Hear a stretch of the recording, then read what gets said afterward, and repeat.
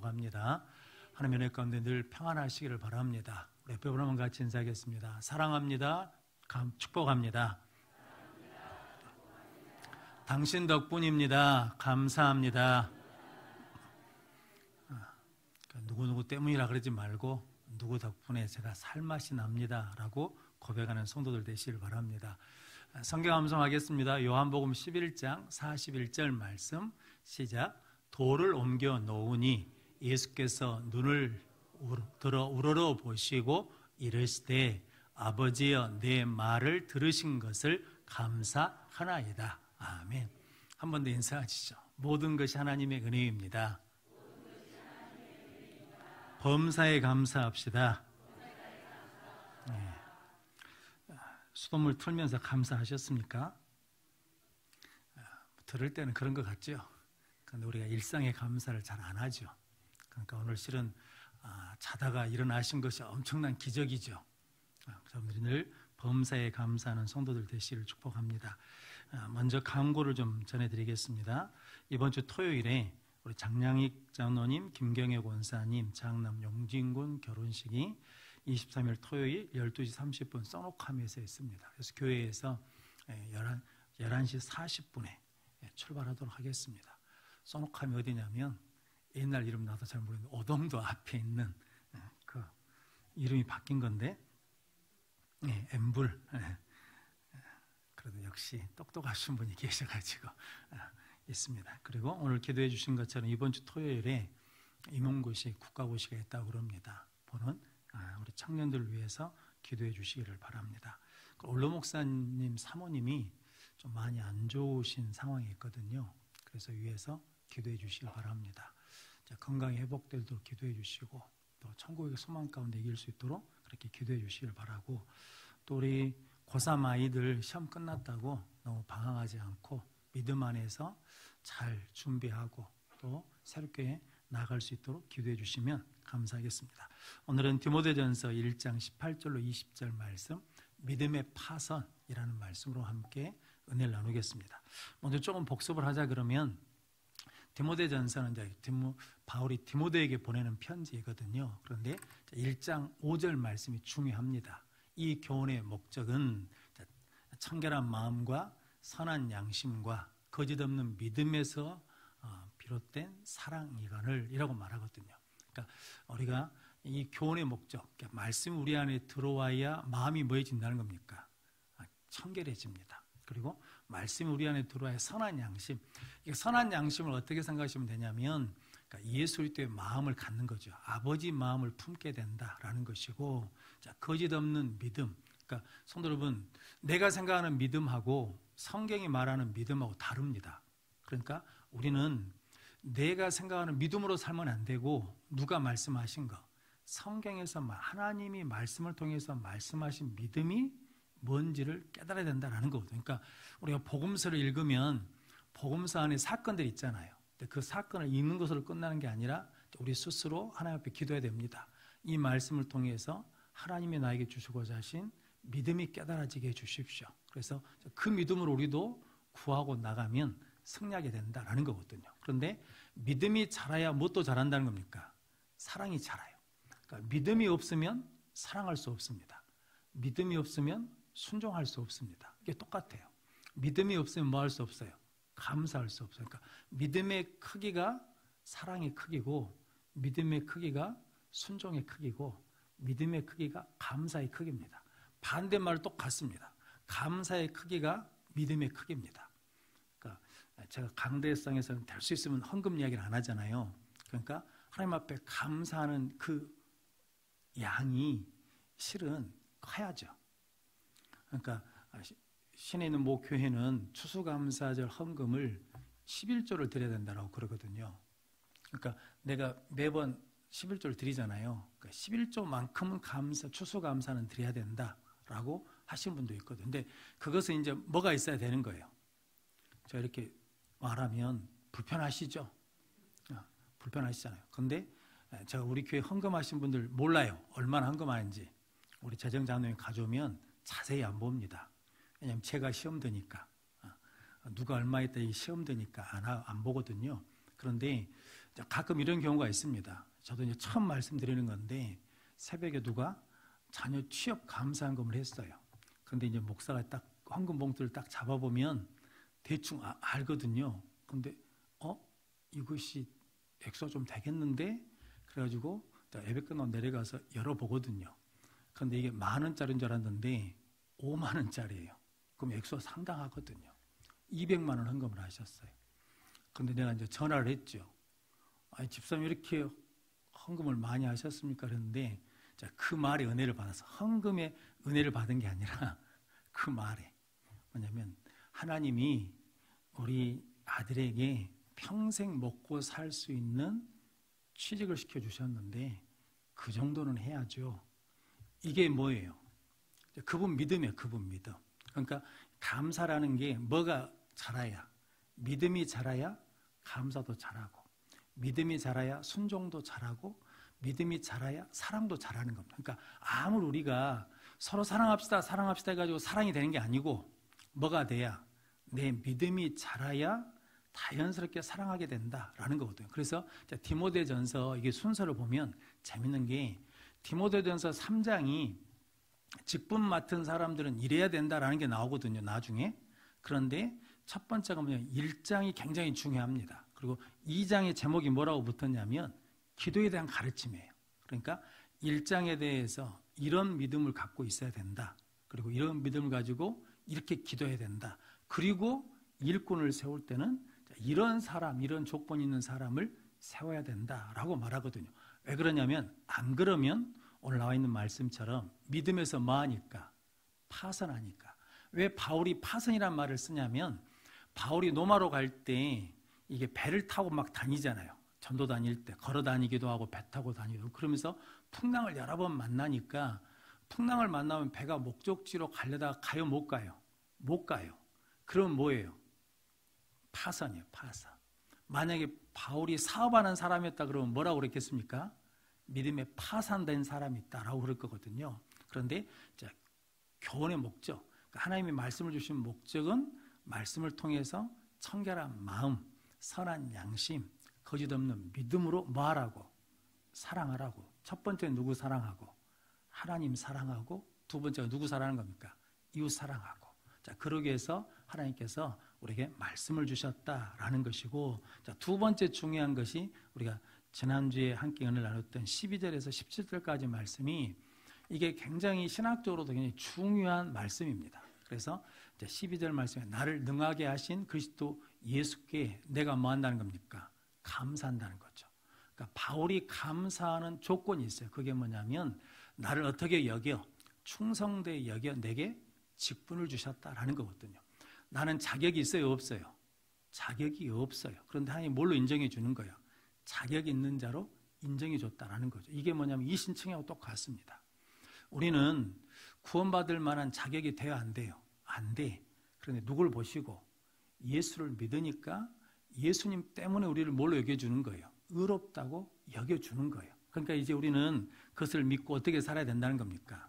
하나님의 뜻대로, 뜻에 맞게 살아야 된다. 그래서 바울이 감사한 게 있어요. 내가 생각해봐도 충성되지 않아. 이 직분을 맡을 정도로 충성하지 않은데 하나님이 나를, 자격 없는 나를 자격 있는 자처럼 불러주셨다는 거예요. 그래서 13절에 뭐라고 말해요? 전에는 나는 비방자고 박해자고 폭행자였다라는 거죠. 그런데 그런 나를 하나님 뭐 해주셨어요? 긍휼히 여겨주셨어. 그래서 14절 말씀에 주의 은혜가 그리스도 예수 안에 있는 믿음과 사랑같이 뭐하다는 거예요? 풍성하다는 거예요. 그러니까 은혜라는 말이 뭐라고 그랬습니까?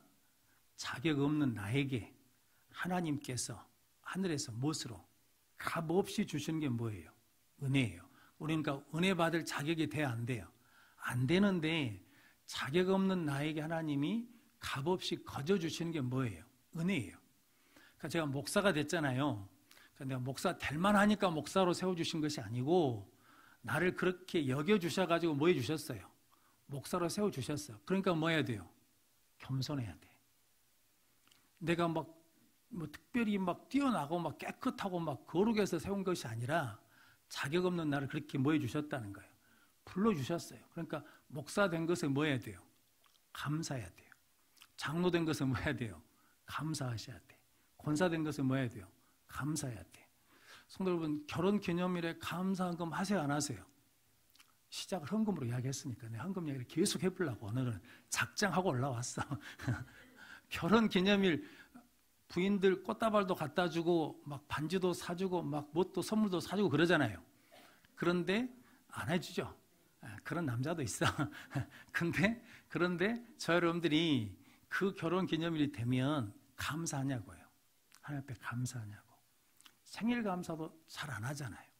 그런데 실은 그게 엄청난 복이거든요. 그런데 감사를 안 하니까 은혜를 알아요, 몰라요? 몰라. 이게 이제 중요한 거거든요. 그러니까 바울이 이 감사, 이게 서신서 우리가 지금 읽어오잖아요. 근데 서신서마다 바울의 뭐가 있어요? 바울의 기도가 있고 바울의 감사가 있어요. 그러니까 바울은 하나님이 나를 불러주신 것에 대해서 뭐예요? 감사를 해요. 그러니까 나는 원래 뭐 했다는 겁니까? 비방자고 박해자고 폭행자였던 나를 하나님이 불러주셔서 뭘 삼으셨냐면, 원래는 뭐 하는 사람이냐면 죽이는 사람이었는데 살리는 복음을 전하는 사람으로 세워주셨다. 내 인생이 이렇게 바뀌었다. 그래서 나는 그 은혜를 잊지 못하고 뭐 한다는 거예요? 감사해요. 여러분, 자식들이 크게 다쳤다가 살아났잖아요. 그때는 감사하잖아요. 근데 작년에 그런 일이 있었어. 그럼 올해 또 감사해야 안 해요? 안 하잖아요. 그러니까 그 은혜를 뭐예요? 잊어버려. 근데 10년 전부터 계속 그거에 대해서 감사하면 그 은혜를 잊어버려요, 안 잊어버려요? 안 잊어버려요. 그러니까 그 감사라는 능력이 은혜를 잊어버리지 않고 은혜를 더 뭐하게 한다는 겁니까? 강화시키는 거예요. 그러니까 그때 하나님이 나를 지켜주시고 은혜를 주셨으니까 지금도 나를 뭐 해주실 거라는 거예요. 지금도 나를 지켜주실 거라고 뭐 해지는 거예요? 믿어지는 거예요. 이제 그것이 예수님이 우리한테 보여주신 감사잖아요. 그래서 여러분들이 자격 없는 나를 자격 있는 자로 여기셔서 세워주시고 불러주신 것에 감사하다. 그 주 은혜가 말한 겁니까? 예수님으로 말씀해 주신 믿음과 사랑처럼 은혜가 풍성해서 주신 은혜다라는 거죠. 그리고 15절 말씀, 이게 필수 성경 암송 구절이거든요. 원래는 미쁘다 모든 사람이 받을 만한 이 말이여, 예수께서 죄인을 구원하시려고 이 세상에 임하셨다 하였도다. 죄인 중에 내가 뭐라는 겁니까? 예수니라. 그러니까 예수는 누구시라는 거예요? 구원자예요. 나는 누구예요? 죄인이에요.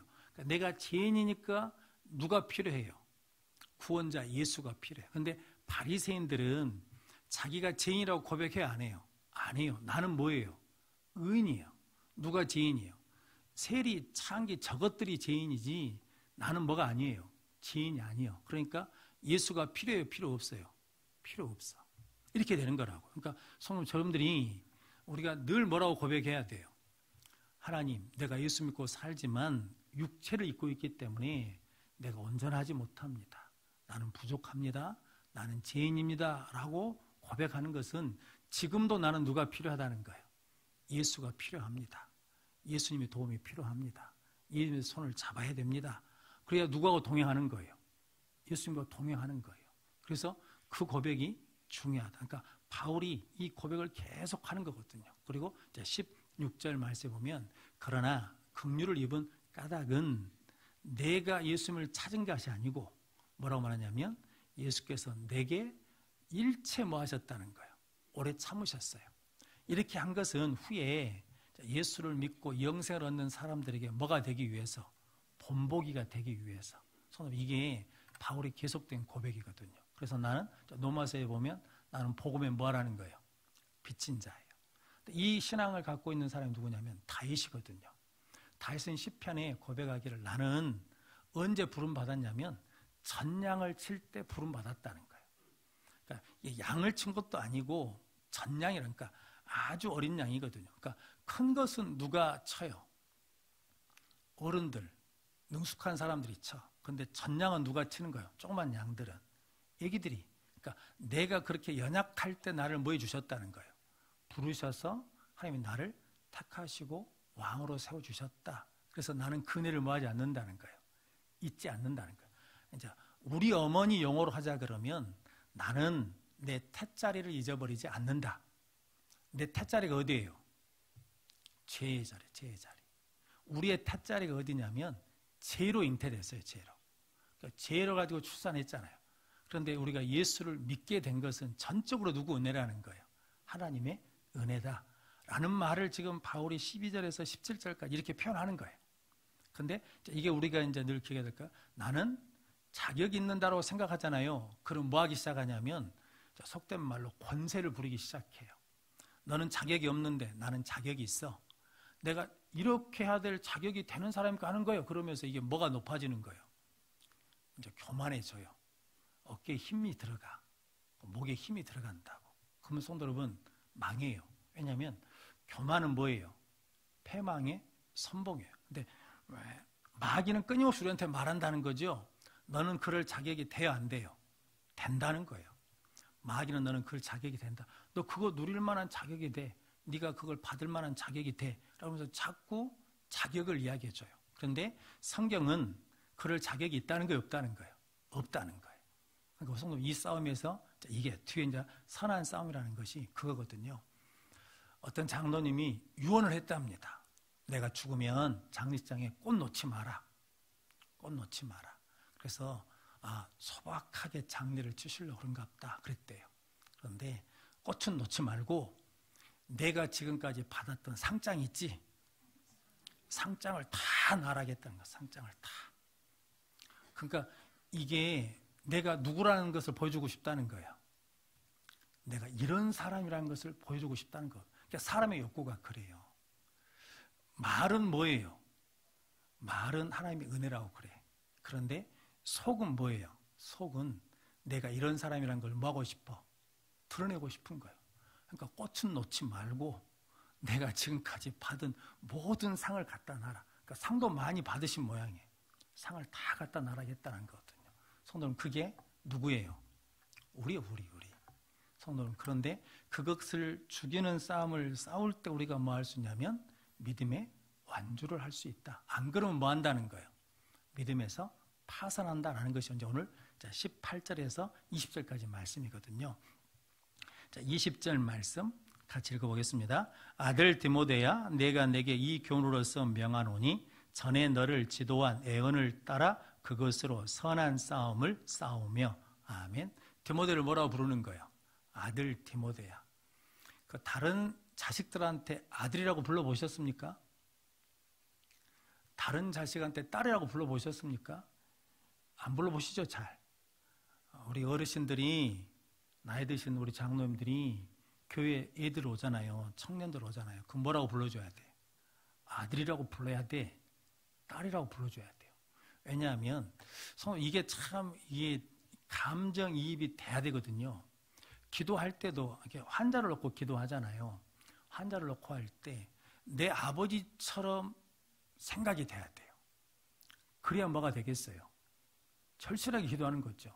남이라고 생각하면 기도가 돼요, 안 돼요? 안 돼. 누구처럼?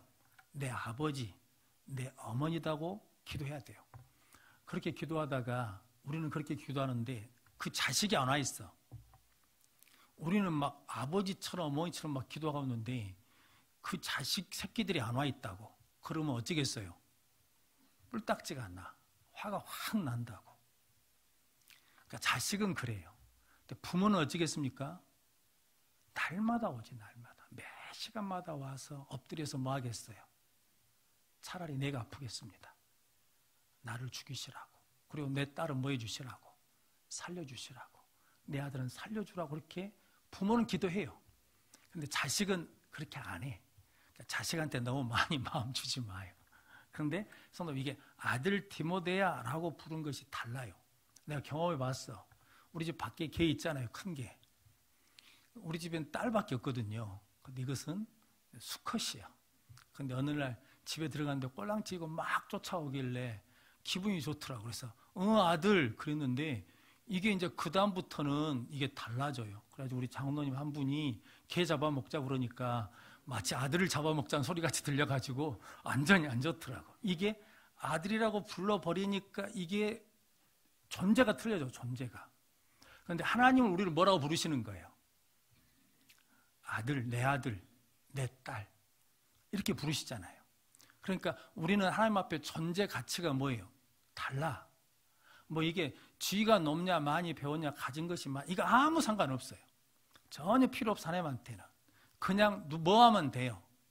내 아들, 내 딸이면 된다라는 거거든요. 그러니까 지금 아들 디모데야 이 말은 그런 마음이 담겨져 있는 거예요. 그러면서 하는 말이 내가 내게 이 교훈으로서 명하노니, 이 교훈이 뭐겠어요? 앞에 말씀 12절에서 17절까지 말씀으로 너를 교하노니 전에 너를 지도한 애언을 따라 그것으로 무엇을 싸우라는 거예요? 선한 싸움을 싸우며. 자, 그 말에 대해서 디모데전서 4장 성경을 한번 찾아보게요. 14절 디모데전서 4장 14절 말씀, 13절 14절 말씀 같이 읽겠습니다. 시작. 내가 이럴 때까지 읽는 것과 권하는 것과 가르치는 것에 전념하라. 내 속에 있는 은사 곧 장로의 해에서 안수받을 때에 애언을 통하여 받은 것을 가볍게 여기지 말며. 15절 이 모든 일에 전심전력하여 너의 성숙함을 모든 사람에게 나타나게 하라. 아멘. 그러니까 디모데가 안수받을 때 뭐 은사를 받았어요. 은혜를 받았어. 말씀을 따라서. 그러니까 그것을 가지고 뭐라는 겁니까? 선한 싸움을 싸우라. 그러니까 쉽게 이야기하면 이거거든요. 우리 은혜 받은 체험이 있죠. 첫 은혜가 있잖아요. 그걸 뭐라고 그래? 첫사랑. 그것을 가지고 뭐냐면 선한 싸움을 싸우라. 근데 이 싸움에 대해서 어떤 목사님이 기가 막힌 이야기를 하나 하시더라고.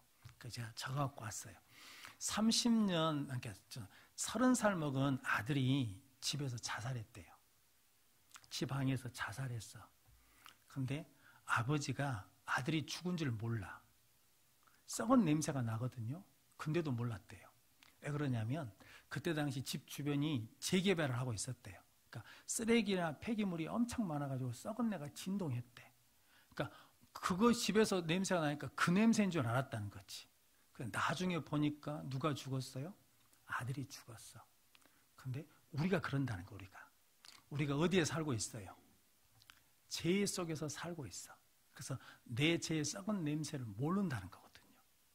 그래서 내가 얼마나 죄가 고약한지를 모른다는 거죠. 그러면서 스스로 생각한다는 거예요. 내가 이 정도면 나는 잘 믿고 있는 거예요. 내가 이 정도면 깨끗해. 내가 이 정도면 괜찮아 라고 생각한다는 거죠. 그런데 하나님의 빛 안에 거해야만 내 죄의 냄새를 맡을 수 있대요. 그리스도에게 비춰져야만 내가 죄인인 것을 깨달을 수 있다라는 거거든요. 우리가 아무리 선하다 해도 우리에게 선한 것이 하나도 없다라는 거죠. 전부 다 악하다는 거예요. 그러니까 하나님의 선하심에 비추면 우리의 모든 공덕은 다 사라지고 무너진다라는 거죠. 그러면 선한 싸움이 뭐냐? 하나님이 빛을 비춰줘. 우리에게 은혜의 빛을 비춰. 그 빛을 따라가는 것이 선한 싸움이고, 하나님 우리에게 생명의 길을 보여주셔. 그럼 그 생명을 따라가는 거라는 거죠. 그러니까 그 길을 따라가면서 예수를 닮아가려고 한 걸음 한 걸음 나가는 것, 이것이 뭐냐면 선한 싸움이다라고 그러시더라고요. 그 말이 일리가 있죠. 세상에 살고 있으니까 우리가 죄된지를 몰라. 그런데 실은 우리도 뭐라는 겁니까? 죄라는 거죠. 그러니까 세상에 쉽게 물들 수 있는데 그 세상에서 하나님 우리에게 말씀을 주시고 빛을 주시고 예수를 주신다는 거죠. 그 예수를 닮아가기 위해서 한 걸음 한 걸음 나아가는 것, 그것이 뭐냐면 선한 싸움이다라는 거죠. 그래야만 할 수 있다는 거예요. 믿음의 경주를 안주할 수 있다라고 말씀합니다. 제가 이렇게 TV에 보니까 무쇠소녀단이라는 프로그램이 있더만요. 연예인들이 철인 3종 경기를 해요. 수영 1.5km, 사이클 40km, 달리기 10km, 여자 연예인들이. 그런데 한 여자 연예인은 수영을 못해. 어렸을 때 물에 빠져 죽을 뻔해가지고 물에 대한 트라우마가 있어요. 그런데 무엇을 해야 돼요? 수영을 해야 돼. 한 여자아이는 자전거 타다가 죽을 뻔했나 봐요. 그러니까 자전거를 못 타. 그런데 무엇을 타야 돼요? 자전거를 타야 돼. 그런데 3시간 30분 안에 들어와야 돼요. 이게 완주야. 그런데 이제 120일 동안인가 한 3개월, 4개월 연습한 거죠. 연습해가지고 대회에 나왔어요. 그래가지고 출전했는데 이제 수영 제일 못하는 사람은 제일 늦게 들어왔어요. 근데 이게 딱 마감 시간에 2분인가 남겨놓고 통과를 했어.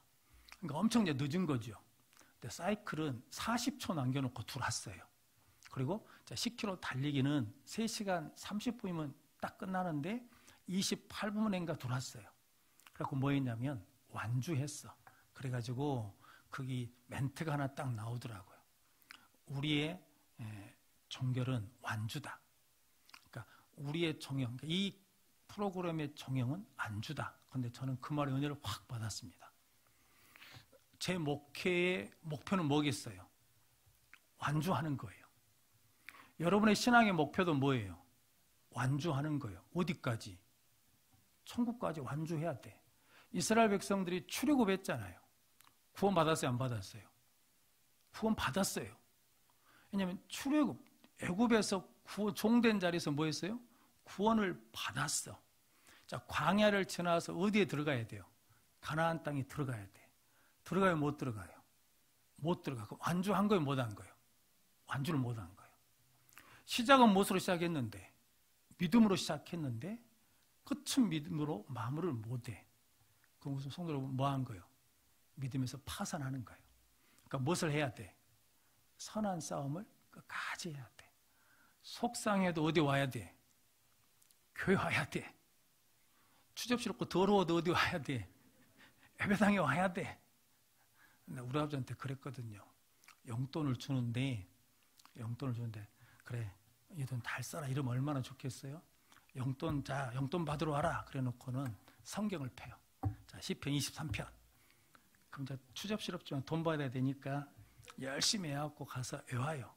그런데 토시가 틀리면 안 돼. 토시 탁 틀리면 빠꾸. 그럼 두째가 나와서 해요. 빠꾸. 셋째가 나와서 해요. 빠꾸. 넷째가 나와서 해. 빠꾸. 그날 못 타. 그럼 그 다음날 또 가야 돼. 그럼 속으로 진짜 더러워서 내가 참. 그런데 뭐 해야 되니까? 돈 받아야 되니까. 그래가지고 성경 암송하는 거예요. 시편 23편. 그러면 23편 그 달에는 외워야 돼. 그 다음 달에 23편 안 해요. 시편 121편. 그 다음 달에 시편 1편. 심할 때는 진짜 추접할 때는 뭔지 아십니까? 노마서 12장 이래 버리면 노마서 12장 다 암송하고 와야 돼. 그랬어요. 그런데 너무 감사한 거예요.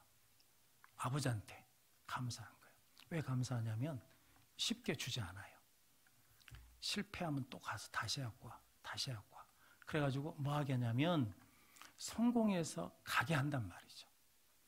그런데 성도 여러분, 이게 천국은 진짜 다른 거잖아요. 이스라엘 백성들이 광야에서 뭐 합니까?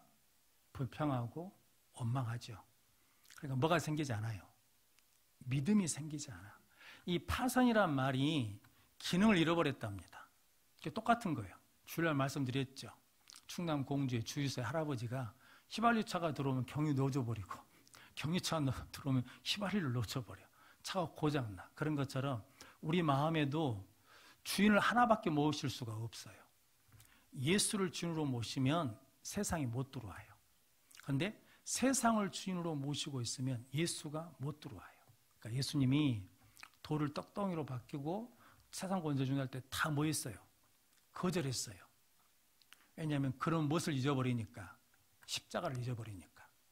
우리도 마찬가지로 세상 즐거움이 우리 안에 들어오잖아요. 그러면 진리가 들어올 수 없어. 하나님 나의 가치가 들어올 수 없어. 십자가를 잊어버려. 세상 쫓아다니면 손으로 영원한 생명이 죽어가는 걸 몰라. 영적인 갈망이 없어져 버려. 하나님 주신 사명도 잃어버린다라는 거거든요. 그럼 뭐 하는 거예요? 파산하는 거예요.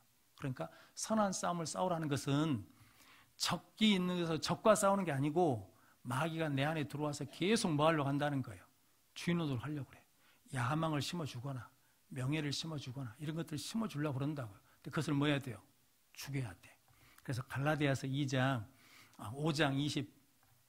24절 5절 말씀에 보면 그리스도 예수의 사람들은 그 육체와 그 정욕과 탐심을 어디다 못 박았어요? 십자가에 못 박았나니. 그러니까 예수의 사람은 육체와 정욕과 탐심을 어디다 못 박아야 돼? 십자가에 못 박아야 돼. 이게 뭐예요? 선한 싸움이에요. 이걸 싸워내야 뭐 할 수 있냐면 믿음의 완주를 할 수 있다. 그래서 오늘 19절 말씀 같이 읽겠습니다. 믿음과 착한 양심을 가지라. 어떤 이들은 이 양심을 버렸고 그 믿음에 관하여는 파선하였느니라. 아멘. 자, 믿음과 착한 양심을 가지라. 자, 믿음은 다른 걸로 말하지 않고 오늘 디모데전서 1장에서 보자 그러면 어떤 믿음이냐면 하나님이 나를 자격 없는 나를 불러주셨다. 나를 죄인인데 구원해 주셨다. 그리고 나에게 오래 참아주셔서 긍휼을 베풀어 주셨다라는 것을 믿는 거예요. 자, 착한 양심은 뭐냐면 그것대로 사람을 대하는 거예요. 자격 없는 사람이라고 무시하지 않고 너도 예수를 믿으면 자격 있는 자가 된다. 너도 예수를 구원자로 믿으면 구원받는다. 너도 하나님이 오래 참아주시면 참아주고 계시니까 언젠가는 뭐 할 거라는 거예요. 바뀔 것이다. 성숙해질 것이다. 새로워질 것이다 라고 갖는 거예요. 그 마음을 뭐 해야 돼요? 가져야 돼. 그 마음을 성경에서 뭐라고 하냐면 그리스도의 마음이에요. 그래서 고린도전서 2장 16절 말씀 같이 읽겠습니다. 누가 주의 마음을 알아서 주를 가르치겠느냐? 그러나 우리가 그리스도의 마음을 가졌느니라. 아멘. 바울이 세상에 있는 모든 것은 다 뭘로 여겼어요? 배설물로 여겼어. 갖고 싶은 게 없어. 그런데 갖고 싶은 게 하나 있어요. 뭘 가지고 싶어요? 그리스도 예수의 마음을 가지고 싶어요. 바울이 가졌던 그 예수의 마음을 우리 모두도 갖기를 간절히 사모하는 성도들 되시길 바랍니다. 그래서 빌립보서 2장 5절로 8절 말씀. 빌립보서 2장 5절로 8절 다 잘 하시는 말씀입니다. 같이 읽겠습니다. 너희 안에 이 마음을 품으라. 곧 그리스도의 예수의 마음이니 그는 근본 하나님의 본체시나 하나님과 동등됨을 취할 것으로 여기지 아니하시고 오히려 자기를 비워 종의 형체를 가지사 사람들과 같이 되셨고 사람의 모양으로 나타나사 자기를 낮추시고 죽기까지 복종하셨으니 곧 십자가에 죽으심이라. 아멘. 하나님과 동등됨이신데 그것을 동등됨으로 여기지 않고 사람의 몸을 믿고 이 땅에 낮아지셨잖아요. 그리고 자기를 죽기까지 복종하시고 십자가에 뭐 하셨다는 겁니까? 죽으셨다. 그러니까 예수님이 하나님이신데 하나님께 뭐예요? 복종해요. 그리고 하나님의 뜻을 위해서 뭐예요? 죽으셔요. 그래서 예배는 뭐 하는 시간이라고 그랬습니까? 죽는 시간이에요. 그러니까 뭐 하러 오시는 거예요? 죽으러 와야 돼. 그러니까 죽어야 새롭게 태어나는 게 우리 신앙이에요. 근데 죽어야 안 죽어. 잘 안 죽어.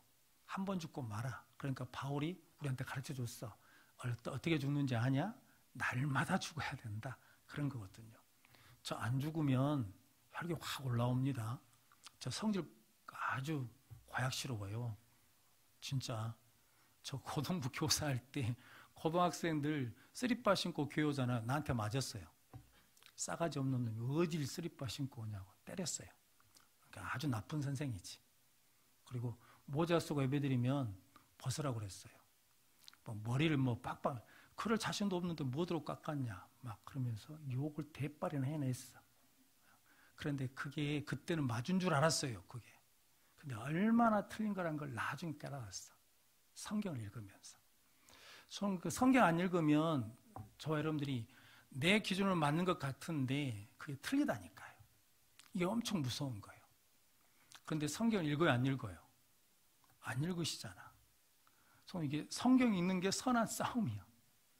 성경 안 읽으면 내 기준으로 신앙생활 한다니까요. 제가 그렇게 살았어요. 그런데 성경 읽어보니까 아니요. 엄청 회개했어요. 우리 아버지가 뭔 일이 있는 줄 알았어. 아니면 교회에서 기도를 제일 크게 하니까. 왜냐하면 내가 이게 견딜 수가 없으니까. 성경 읽으셔야 돼요. 안 읽으면 나중에 정말 후회하십니다. 왜냐하면 끝에 가보면 만약에 너는 오다 하고 이마에다 X를 쳐버리면 어쩔 거예요? 끔찍하죠. 끔찍해. 그러니까 성경 읽으셔야 돼. 그것이 선한 싸움이에요. 그래서 믿음과 착한 양심을 가지라 라고 말씀하십니다. 그러면서 오늘 이 19절 말씀에 보면 어떤 이들은 이 양심을 뭐했고 버렸고 그 믿음에 관하여는 파선하였느냐. 제가 말씀을 계속 읽다가 탁 부딪힌 게 하나 있었어요. 믿음을 버리니까 양심이 없어진 게 아니라 중요한 건 순서가 이거죠. 그 양심을 뭐했고 버렸고 뭐가 먼저예요? 양심을 버렸어요. 예수님 마음을 버렸어. 긍휼히 여기는 마음을 버렸어. 너는 자격도 안 돼. 너는 안 돼. 라고 그랬단 말이죠. 이쁘게 봐주지 않았어. 좋게 봐주지 않았어. 그게 당연한 줄 알았어. 그런데 뭐 했어요? 양심을 버렸고 그 믿음의 하나에 뭐 했다는 거예요? 파산했어요. 다른 사람한테 함부로 대하잖아요. 그러면 그 다음에 뭐가 무너져 버려요? 믿음이 무너져 버려요. 그러니까 마귀는 믿음을 버리라고 말하지 않아요. 쟤 얼마나 밉냐. 저 꼴을 봐라. 저렇게 하는 것 봐라. 참 택도 없다. 저것이 목사다냐? 저것이 장로다냐? 저것이 막 이러면서 그 사람에 대해서 계속 부정적으로 보고 미워하게 해요. 그런데 그게 막 그러는데 그게 실상은 뭐가 무너지는 거예요? 믿음이 무너지는 거예요. 그 양심을 뭐 했고 버렸고 그 믿음에 관해서 뭐 했다는 거예요? 파산했다는 거예요. 개그우먼 이경실 씨라고 아시죠? 어떤 프로그램에서 그 나와 있는 사람들한테 존경하는 정치인이 누구냐고 물어봤어요. 그러니까 이게 연예인들이 정치가 잘못 말했다가는 이게 나중에 피해를 본 경우 있잖아요. 그러니까 머리가 빨리빨리 돈 사람들은 김구 선생님이라 그러고 옛날 그 국사책에나 나오는 유인들 있잖아요. 그런 사람들 뭐 성산문 막 이렇게 이야기하거든요. 근데 이경실 씨가 그랬어요. 전 노무현 대통령이라고. 그래서 왜 그러냐 그랬더니 삶의 처음 현장이라는 프로그램이 있었잖아요. 그때 이경실 씨가 MC를 하고 있었거든요. 그때 노무현 정치인이 그때는 제 기억으로는 뭐 보건복지부 장관인가 뭔가 하고 있었을 때. 근데 장관이 삶의 처음 현장을 갔거든요. 그런데 자기가 대기실에 있는데 자기를 찾아왔대요. 근데 그때 자기가 옷을 갈아입고 있었어. 그런데 자기가 옷 다 갈아입을 때까지 밖에서 기다리고 있었대. 그런데 그때 어떤 느낌이 들었냐면 나를 존중해주는 느낌이 들었대요. 그래서 내가 좋아하는 정치인이라고. 근데 그 말이 의미가 있잖아요. 내가 누군가를 좋아하는 것은 내가 그 사람을 뭐 해줄 때, 존중해줄 때, 친절하게 대할 때, 따뜻하게 대할 때 내가 뭘 받아요? 존경을 받아. 성도는 그래서 이게 이렇게 보자 그러면 19절 말씀에 그 양심을 뭐 했고 버렸고 그 다음에 무엇을 버려요? 그 믿음에 관하여 파산하였느니라. 그러니까 성도 여러분, 자격 없다고 함부로 대하면 안 돼. 못났다고 함부로 대하면 안 돼. 부족하다고 함부로 대하면 안 되고 뭐 해줘야 돼? 예수님 마음을 갖고 대해줘야 돼. 우리 사모님 그런 말씀 하시던데 저는 잘 잊어버리거든요. 우리 교회 주차장 쓰시는 우리 교회 아닌 사람들이 더 많아요. 그런데 주차장을 쓰면서 고마운 마음이 있을까요? 없을까요? 없어. 꼴보기 싫어 죽겠어.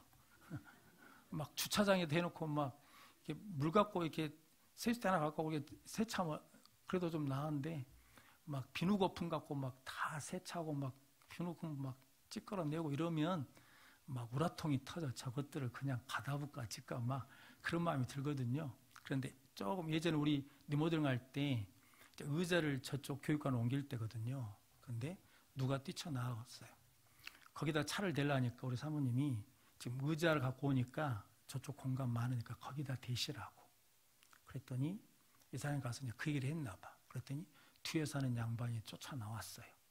그래가지고 막 화를 냈어. 우리 땅에서 우리가 못 오게 하는 건데 지가 나무 땅에 와서 차를 대면서도 큰 소리를 치는 거예요. 그런데 참으셨대요. 싸우지 않고. 내가 싸불지 그랬는 걸 싸불지. 근데 내가 그랬어도 참았을 것 같아요. 그런데 그때 싸우면 돼요, 안 돼요? 안 돼. 참아야 돼. 근데 그게 쉽게 되나요? 확 올라오는데. 근데 그게 뭐냐면 이게 그 양심을 모았고 양심, 그 예수님 마음을 버리지 않으려고 노력하면 그 양심이 지켜짐으로 뭣도 지켜지는 거예요. 내 믿음이 지켜져요. 이게 굉장히 중요한 말씀이더라고요. 19절 말씀 같이 읽어보게요.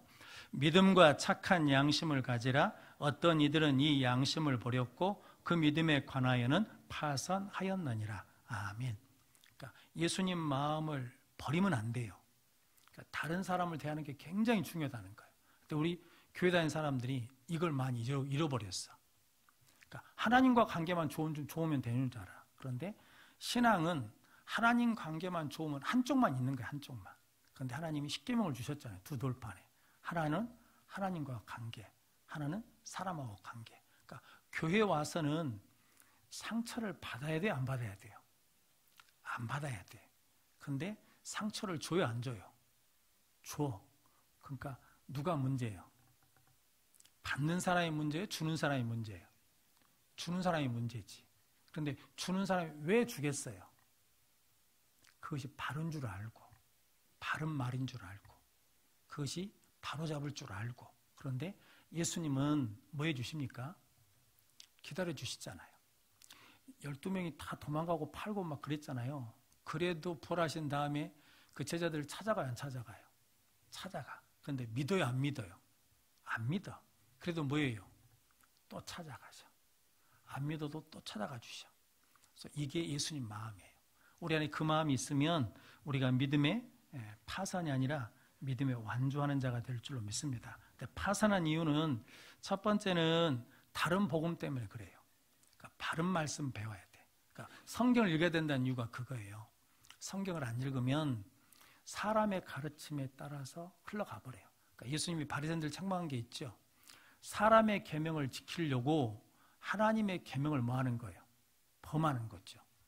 그러니까 실은 세상에 두 가르침이 있다는 거죠. 세상의 가르침이 있고 하나님의 가르침이 있어요.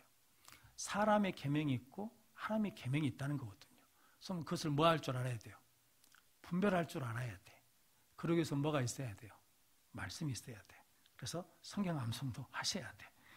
그리고 이제 두 번째는 뭐 때문이냐면 우리가 디모데 후서 2장 16절 18절 말씀 먼저 읽겠습니다. 디모데 후서 2장 16절 18절 말씀 띄워줄 거예요.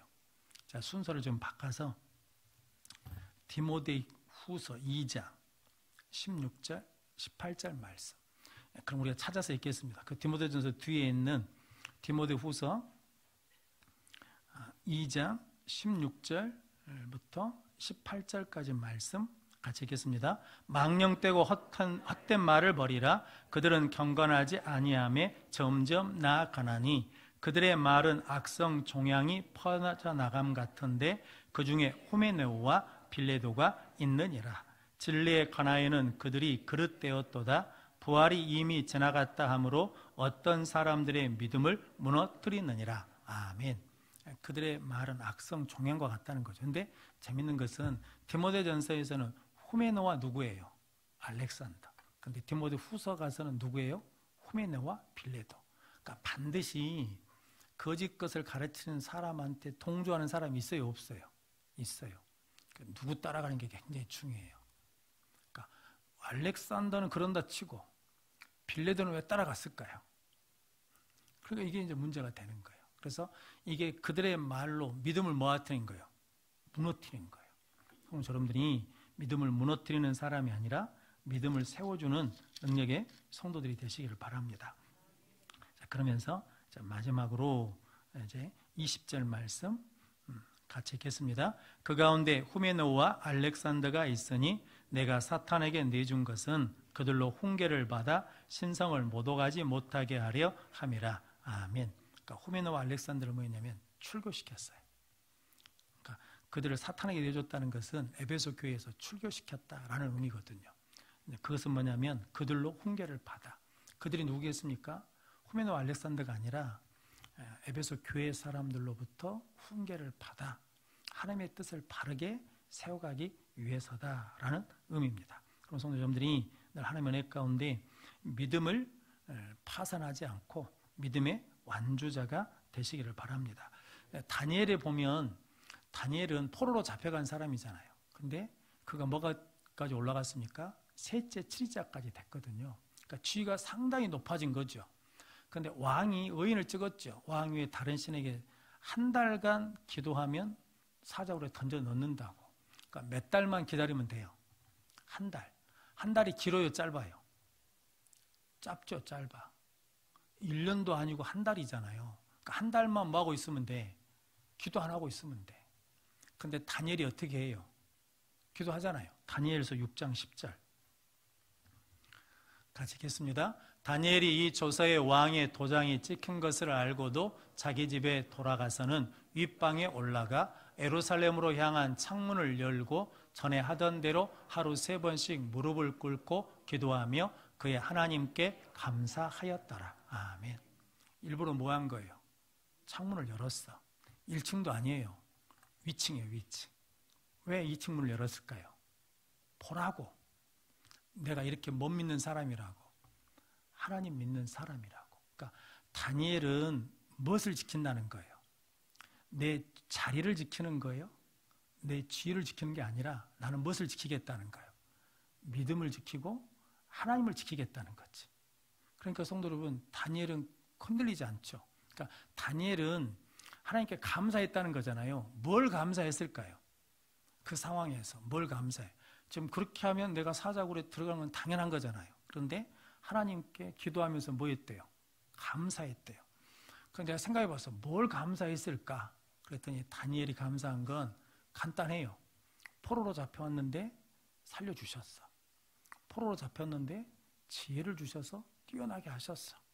포로로 잡혀왔는데 나를 셋째 치리자까지 뭐 해주셨어요? 높여주셨어. 그러니까 다니엘은 그것이 뭐 한 거예요? 감사한 거예요. 그러니까 내가 지금 셋째 치리자가 된 것이 누구 은혜라는 거예요? 하나님의 은혜라는 걸 안 잊어요.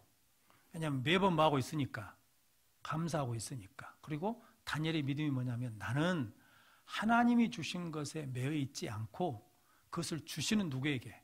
하나님께 매이겠다는 거죠. 이게 뭐예요? 선한 싸움이지. 나는 하나님이 주신 그 쥐나 뭐 자리나 물질 이것에 매이지 않고 누구에게 매이겠다는 거예요? 하나님께 나는 매이겠다. 이것은 잃어버려도 나는 무엇은 잃어버리지 않겠어요? 믿음은 잃어버리지 않겠다. 하나님은 잃어버리지 않겠다라고 하니까 거기서 그렇게 하는 것이고 감사했잖아요. 그랬더니 사자굴에 들어가요, 안 들어가요? 우리 같으면 안 들어가야 은혜죠. 근데 들어갔어. 근데 들어가가지고 다니엘이 죽어버렸네요. 성경은 살았는데 죽어버렸어. 그러면 실패한 거예요? 승리한 거예요? 죽어버렸네? 그러면 승리한 거예요? 실패한 거예요? 승리한 거예요. 우리는 맨날 내가 그렇게 하면 하나님이 오던 고난도 비켜가버리고 안 일어나고 이것이 승리로 생각하는데 내가 죽어도 나는 그 믿음을 지키겠다고 사자굴에 들어가서 죽었으면 실패가 아니라 승리한 거라고요. 그런데 하나님이 우리에게 이제 그런 믿음을 갖고 살라고 다니엘의 살도록 사자 입을 뭐예요? 막아버려요. 그리고 누가 들어가요? 사자굴에. 다니엘의 대적이 들어가. 그러니까 내가 만약에 다니엘이 그 자리를 지키려고 그랬다 그러면 다니엘의 대적은 여전히 뭐예요? 있어. 근데 내가 무엇을 붙들었더니 하나님을 붙들었더니 하나님이 누구를 치시는 거예요? 대적과 싸워 이겨버리게 하신 거예요. 그러니까 성도 우리가 대적하고 싸울 일이 있어요? 없어요? 없어. 대적과 싸워서 이기려면 내가 뭐가 돼야 돼? 그 사람보다 더 악해야 된다니까. 하나님은 우리가 그러기를 원하지 않으셔. 너는 뭐만 지키라는 거예요? 믿음만 지켜. 너는 하나님만 붙들고 있어. 그러면 그 사람은 누가 하시겠다는 거예요? 하나님이 치시겠다라는 거거든요. 북한에 지하교회가 있는 거 아십니까? 북한에 카타콤이 있다 그러거든요. 굴에서 19구 시신이 발견됐답니다. 근데 이제 기록에 보니까 김태용 목사님과 예수쟁이들이 거기서 이제 죽은 거예요. 발견돼서. 근데 10살 밑에 아이 2명이나 있었대요. 근데 이제 기록에 보니까 이제 아이를 제일 먼저 10살 된 아이를 의자에다 세워놓고 목에다가 목줄을 걸었어요. 처형시키려고, 죽이려고. 그러니까 아이가 울겠잖아요. 엄마 막 그러면서 울어. 그러니까 이 애미 누구냐라고 찾으니까 엄마가 손들고 나왔다는 거야. 내가 그 애미입니다. 그러면서 두 눈을 부릅떴대요. 엄마가 아들한테 말했대요. 울지 마라. 울지 마라. 초라하게 울지 마라. 너 오늘 천국 가는 날이다. 기쁘게 가라. 그랬다는 거예요. 그러니까 얘가 그랬대요. 엄마 죄송해요. 내가 그런 믿음 없이 울었던 내가 죄송하다는 거지. 이게 기가 막힌 거잖아요. 그러니까 그 엄마가 어디에 매이라는 거예요? 나한테 매이지 말고 어디에 매이라는 거예요? 천국에 매여라. 하나님께 매여라. 그러면 이긴다라는 거죠. 이게 뭐예요? 믿음의 완주지. 안 그러면 거기서 무너지는 거잖아요. 그런데 다 죽었어요. 다 죽었어. 그러면 패배한 거 아니잖아요. 그들이 승리자잖아요. 우리도 마찬가지거든요. 세상에서 믿음 지키면 손해봅니다. 대우 못 받습니다. 말씀대로 살면 일이 안 됩니다. 일이 더딥니다. 그래도 우리가 그 말씀대로 살아내는 것이 믿음에 파산당하지 않고 믿음에 뭐 하는 거예요? 완주하는 것이다 라는 것을 믿고 승리하는 우리 모든 성도들이 되시기를 바랍니다. 그래서 우리 성경 한 구절만 잡고 마치겠습니다. 디모데후서, 그 디모데전서 뒤에 있는 디모데후서 4장 7절로 8절 말씀.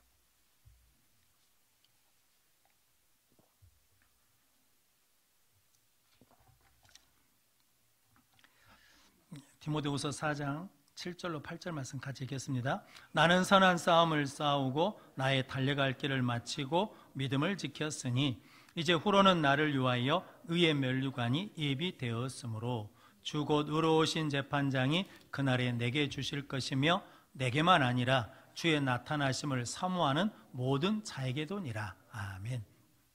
이제 바울의 마지막 고백이죠. 나는 선한 싸움을 싸우고 나의 달려갈 길을 마치고 믿음을 지켜. 그러니까 믿음 뭐 했다는 거야? 나 믿음에 완주했다.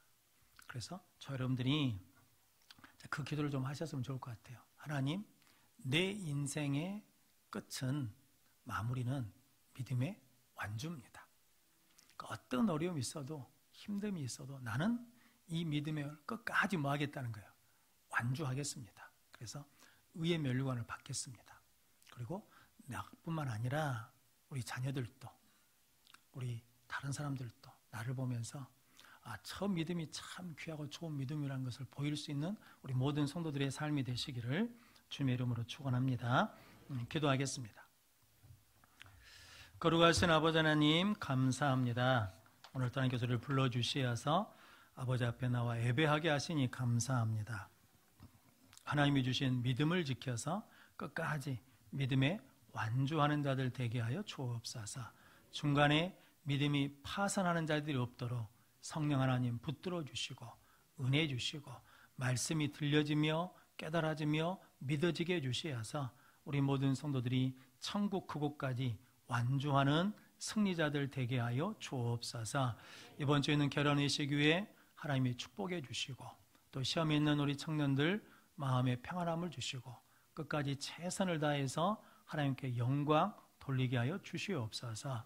또한 주님 앞에 귀한 예물을 드리오니 하나님께서 받으시고 축복해 주시고 슬픔을 당한 가정들 하나님께서 위로해 주시며 소망을 주시며 승리케 하여 주옵소서. 예수님의 이름으로 기도하옵나이다. 아멘. 우리 찬송가 500